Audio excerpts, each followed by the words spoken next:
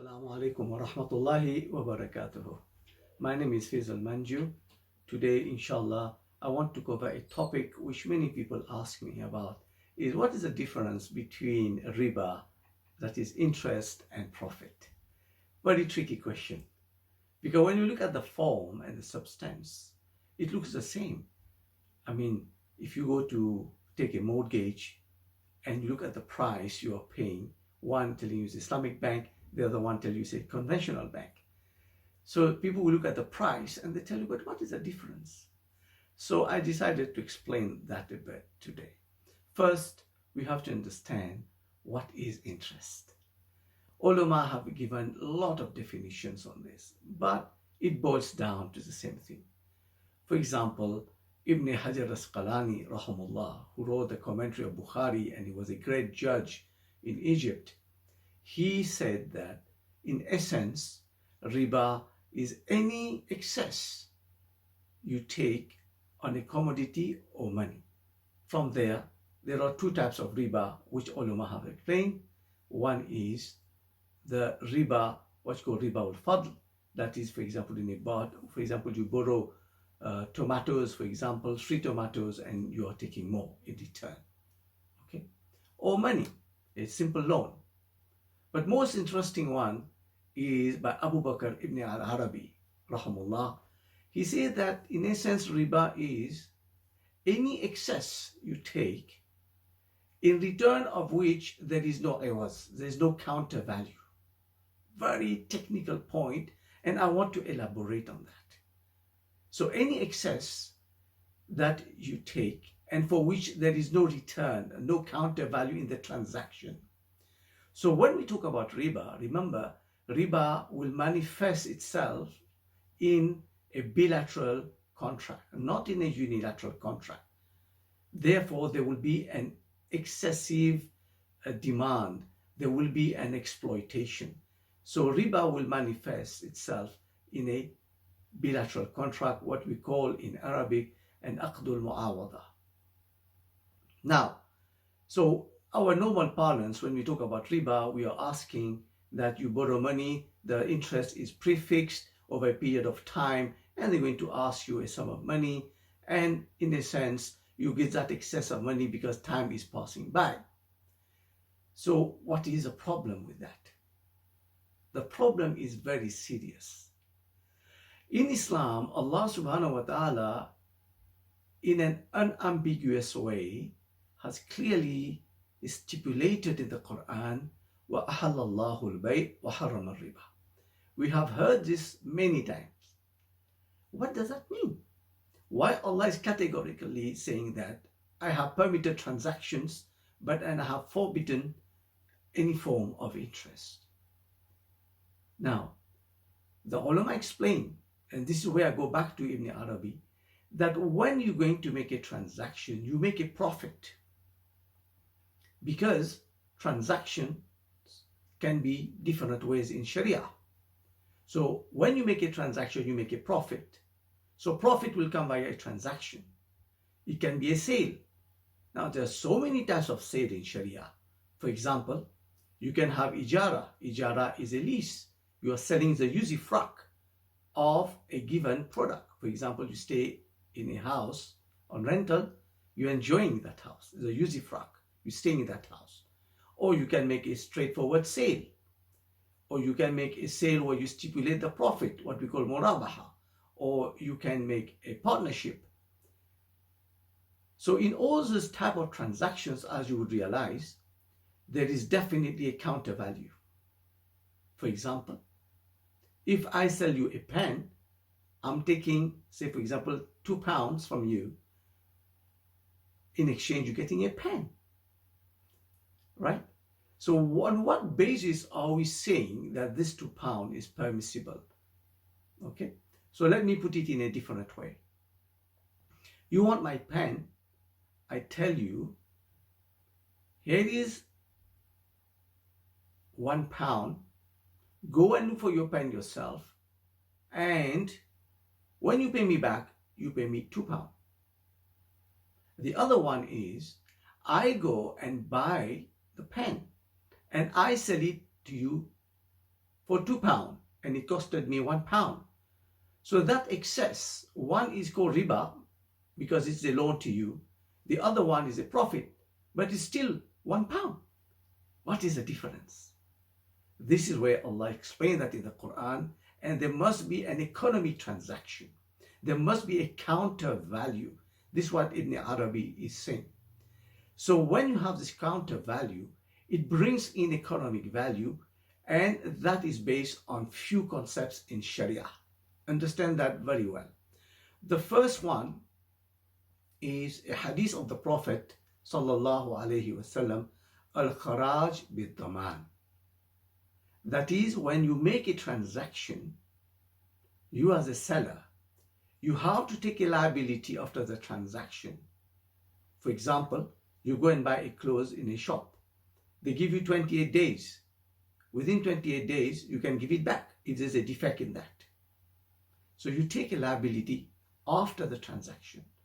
But before the transaction also, you have to take a risk, what we call a market risk. And that is said in Arabic, al-ghurm bil-ghurm. No pain, no gain, as we say in English.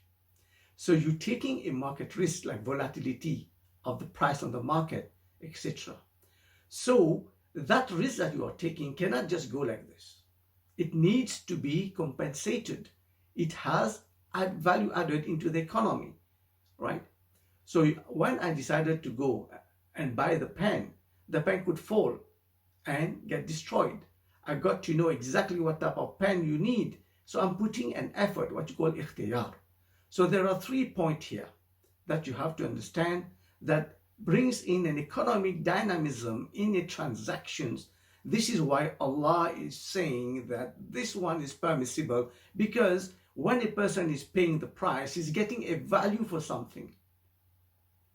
He's happy to give this price because he's getting a counter value. What are the 3 things? Number 1, you're taking a liability. The seller is taking a liability. That is based on a hadith of kharaj bid-daman. The second one, he's taking a risk, a market risk, specifically, especially in today's time, and this is captured into a legal maxim, al-ghurm bil-ghurm. Okay. The third one is your kasb, your effort. You have put in the value, the value added into the transaction you made. And these are economic activities which enhance an economy. There is no zulam. You're not exploiting anybody there. So if there's no counter value in a transaction, just money is increasing, you're claiming money on the basis that time is passing by. This is not acceptable in Islam because there is no justice in such a transaction. Now, there are harms of riba. Why riba is not permissible? You have to understand, in any transaction you do it for 2 reasons. One, you're looking for security, and the second one is for peace of mind. You want a pen because you want to write, you want to make it whatever you want to write with it. You got a peace of mind, you got a pen in your pocket. Whenever you need it, you can write. It gives you peace of mind, and at the same time, it gives you a security. But if there is riba, what happens? Riba, ulama explain that this is not only in Islam. Since the time of Aristotle, people are talking about it. In the Bible, it is written, and many other civilizations, they have explained the harm of riba. Even William Shakespeare, in his book Merchant of Venice, have alluded to that, how people who deal with riba, they become parasites on their prey. They want to extract the last blood from you. Sharia does not allow it. When a person lives on riba, we are losing what you call human utility. For example, you're a doctor, for argument's sake. Now you decide to stop working because you got a big sum of money, you start giving money on riba. So people are losing your capacity as a doctor. That is not good. We're losing human utility. And a person who deals in riba, the harm he has is spiritually. He develops this greed for money, sitting doing nothing and exploiting others. Spiritually, it's not good. Then, of course, the person who is giving riba, he also is suffering. Like the Quran says, Masru Shaitan, even it is akhirah, but you can get a prelude of it in this world. A person who is living on debt, laden with debt, he's clouded with debt, and that debt you have to pay interest. You don't pay on time, it becomes compound interest. That person cannot concentrate in his job. That student cannot concentrate in his studies. That husband who got to pay his mortgage, got problem with his wife, can need to divorce, and many other personal problems you face with that. That you as an individual at a national level. It creates a big gap between those who have and those who don't have. And this is clear as min ash-shams. It is clearer than the sun. How the rich people, if you look at the statistics, it's really shocking that very few amount of people is controlling so much of the world economy. And all these are being fueled by the Riba system. There are many academic papers and reports on that. We are not going to discuss this now. So at a national level, even government borrows money for international financiers. What happens? When the government cannot pay the riba, which at times goes into quadrillion, not only trillion, quadrillion, trillions times trillions, they can never even pay for that. It becomes an unsustainable debt for those poor countries. What happens? Then those people who came to bail you out want something in return. They won't just give you money for nothing. Now, more debt on the economy, which means a newborn baby, the very innocent baby, when he's born, there is a debt on his head. He got to pay interest.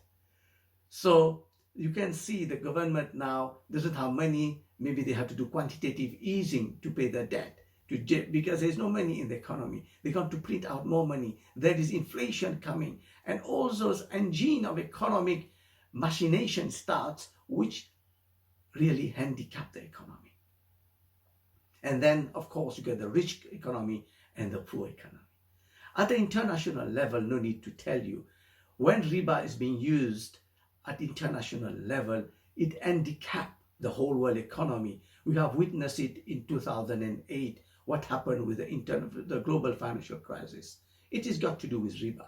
Nothing less, nothing more, nothing less. Right? So when we look at the harm of it, it is not something that we want to have. Islam is a deen of peace. How do we attend to that? Very simple. Don't live beyond our means. Al-iqtisadu fi nafaqati nisful ma'isha, أو كما قال عليه الصلاة والسلام. Moderation in spending is half of your livelihood, brothers and sisters. If you don't have it, don't kill yourself taking money unnecessarily just to satisfy our ego. We're taking loans over loans over loans. Money is very easy to get nowadays, and you want to buy a car, you go to a financing house, you want to buy a mobile phone, you get this company to sponsor you. By the end of the day, young people are getting so many debt on their head. Why you want to have so many advanced technology when you don't really need it? So try to live within our means. Very important. Try to get back to the life of Rasulullah, time where the tribes were helping each other. The concept of aqilah. I understand in today's time it's difficult to get people to get money, but doesn't mean we don't have mechanism. We have mechanism like the rota system where people contribute money. For example, £20, each one putting, and at the end, each time, a month, somebody's getting the whole amount. So it's a means for you to save. So there are many systems that have been used. You can do the system of partnership, for example. So you don't have to have a credit money. Try to save your own money. Live within your means. If you don't need something, why you want to spend? This is why in Sharia, there are levels of spending. Inshallah, in my next video, if Allah wills, I'm going to explain the levels of spending that Quran advises us to follow so that we don't get trapped into the riba system, into this usurious system which takes away our peace of mind. I'm going to stop here. Inshallah wal Aziz. My next video, if Allah wills, I will talk on the way we should spend as Muslims.